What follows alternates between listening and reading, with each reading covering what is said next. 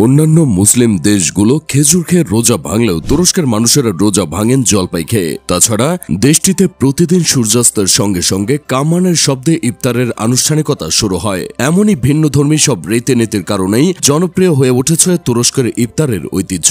প্রায় 98% মুসলিম জনসংখ্যা বিশিষ্ট দেশটিতে মুখরোচক শরবত, ফলমূল ও হরেক রকমের কাবাব দিয়ে ইফতার করা হয়। তাছাড়া তুরস্কের ইফতার মেনুতে বিশেষ আকর্ষণ হিসেবে থাকে রামাজান পিদেসি নামক বিশেষ এক প্রকার রুটি। এটি তৈরির জন্য প্রথমে ময়দার সাথে দুধ, জলপাই ও মাখন মিশিয়ে খামির তৈরি করা হয়। এরপর রুটির মধ্যে ডিম ও গরুর মাংসের পুর ভরে সেটিকে ভালোভাবে সেঁকে নিলেই তৈরি হয়ে যায় রামাজান পিদেসি। ইফতারে তুরস্কের ঐতিহ্যবাহী খাবার দাবারের মধ্যে নহুত, পাসুলিয়া, খোপ্তে, পাস্তিরমা, তন্দুর করা ভেড়ার মাংস, হানকার বেগেন্টি ও মান্তি অন্যতম। সাথে থাকে নোনতা স্বাদের দই দিয়ে তৈরি পানীয় আয়রান, শরবা বা স্যুপ এবং বিভিন্ন ধরনের ফলের রস। তাছাড়া মিষ্টান্নের মধ্যে থাকে তুরস্কের ঐতিহ্যবাহী বাকলাভা, জিলাপি, হালুয়া, আইসক্রিম সহ আরও বাহারি আইটেম। সেই সাথে ইফতারের একবারে শেষ পর্যায়ে এসে গরম চা অথবা কফি পানের মাধ্যমে সারাদিনের ক্লান্তি নিমিষে দূর করে ফেলেন তুরস্কের মুসলিমরা।